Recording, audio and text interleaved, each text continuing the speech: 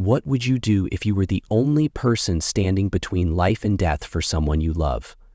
For one young boy, this wasn't a hypothetical question. It was reality. The voice of a child broke through the static of a 911 call, desperate yet composed, pleading for help. On the other end of the line, silence stretched longer than it should have. What happened next would leave a community in shock and spark outrage across the nation. Today, we uncover the chilling story of a 911 operator who made a decision that defied the very essence of their duty. Stay with us, because the truth is more unsettling than you could ever imagine. If you're ready for a story that will grip you until the very last moment, don't forget to like, share, and subscribe for more true life accounts that demand to be heard. It was a quiet October morning in Moreno Valley, California. The Jones family's small home hummed with the usual sounds of a peaceful day. Pots clanging in the kitchen, faint music playing from the radio, and the laughter of a 7-year-old boy. Jaylen Jones, an energetic and curious child, was lost in his world of toys, his laughter echoing through the living room. His mother, Stephanie Cluck, was just steps away, folding laundry with the care of someone preparing for new life. Stephanie was 8 months pregnant, eagerly awaiting the arrival of her baby girl. But life has a way of changing in an instant. Without warning, the familiar sounds of the home were replaced by something far more alarming. Stephanie suddenly collapsed onto the floor, her body writhing uncontrollably. The thud of her fall jolted Jaylen from his play. He turned toward the kitchen, his young mind struggling to process what he was seeing. His mother, convulsing, unable to speak. Panic surged through him, but so did something else. Courage. This was no ordinary fall. Jaylen knew his mother needed help, and fast. But what could a child of his age possibly do? As seconds ticked by, the weight of responsibility fell squarely on his small shoulders. Jaylen ran to the kitchen phone, his tiny fingers fumbling to dial the 3 numbers his mother had taught him. 911.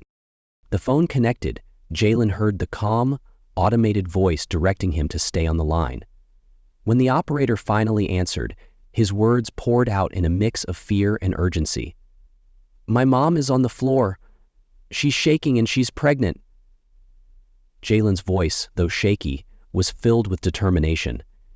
He gave their address with surprising clarity, just as his mother had drilled into him during countless safety lessons.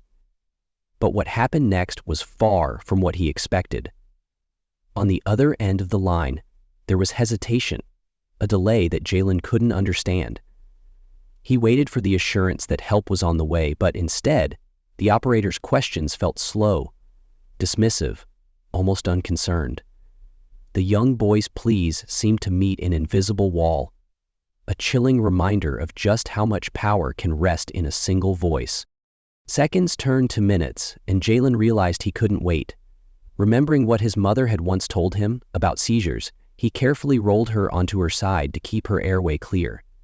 Tears streamed down his face as he tried to keep her conscious, whispering, "Hold on, Mom, please." Meanwhile, the clock was ticking, and the operator's actions, or lack thereof, would soon become the subject of intense scrutiny. But in that moment, Jaylen wasn't thinking about accountability or justice. He was thinking about saving his mom and his unborn sister. What he didn't know was that his courage was about to collide with a system that should have protected him and his family. The wailing of sirens cut through the stillness of the neighborhood as the paramedics approached the Jones residence. Inside, Jaylen knelt beside his mother, clutching her hand, his heart pounding with every second that passed. The 911 operator had finally dispatched help, but those critical minutes of delay weighed heavily on the situation. The front door burst open, and 2 paramedics rushed inside, their eyes immediately locking onto Stephanie's motionless figure. One of them quickly assessed her condition, while the other turned to Jaylen. "You did good, buddy," the paramedic said, his voice steady but hurried. Jaylen stepped back, his small frame trembling as the professionals took over. The scene that followed was nothing short of a race against time. Stephanie was unresponsive, her body still reeling from the seizure. Her pregnancy added a layer of complexity that pushed the paramedics to act with precision and urgency. After stabilizing her as much as they could, they realized that the baby's life was in immediate danger. With no time to spare, they decided to perform an emergency delivery right there in the living room. Jaylen stood a few feet away, his eyes wide and filled with tears. The paramedics worked methodically, their voices calm but firm as they coordinated the delicate procedure. Moments felt like hours until finally a faint, fragile cry filled the room. A baby girl, barely 2 pounds, was brought into the world under the most challenging circumstances. They wrapped her in a sterile blanket, her tiny body a testament to the miracle of life. "She's breathing," one paramedic said, his words carrying a wave of relief through the room. But Stephanie remained unconscious. As they prepared to transport her and the newborn to the hospital, Jaylen's small voice broke through the commotion. "Is my mom going to be okay?" he asked. The paramedics paused, their faces a mixture of hope and uncertainty. "We're doing everything we can, kiddo," one of them replied. Jaylen nodded, his bravery holding firm despite the fear etched in his young eyes.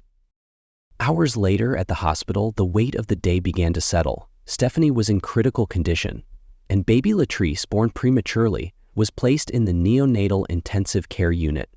Doctors worked tirelessly, their expertise the only thing standing between life and loss. Jaylen sat in the waiting room, his small hands clutching the stuffed animal a nurse had given him.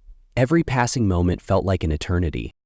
News of Jaylen's heroic actions quickly spread. Neighbors, friends, and even strangers began to rally around the family, offering prayers and support. Local media picked up the story, highlighting the courage of a 7-year-old boy who, against all odds, managed to save 2 lives. Community leaders praised his bravery, and emergency responders used his story to advocate for teaching children life-saving skills. After what felt like an endless wait, a doctor approached Jaylen and his family. "Your mom is stable," the doctor said, his voice kind but tired. "It's going to be a long recovery, but she's a fighter."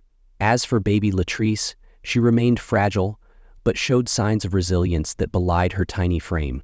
Jaylen's face lit up with relief, the burden he had carried for hours finally lifting. In the weeks that followed, Stephanie and Latrice began their slow but steady recovery. Jaylen visited the hospital daily, his presence a constant reminder of the strength and love that had held their family together.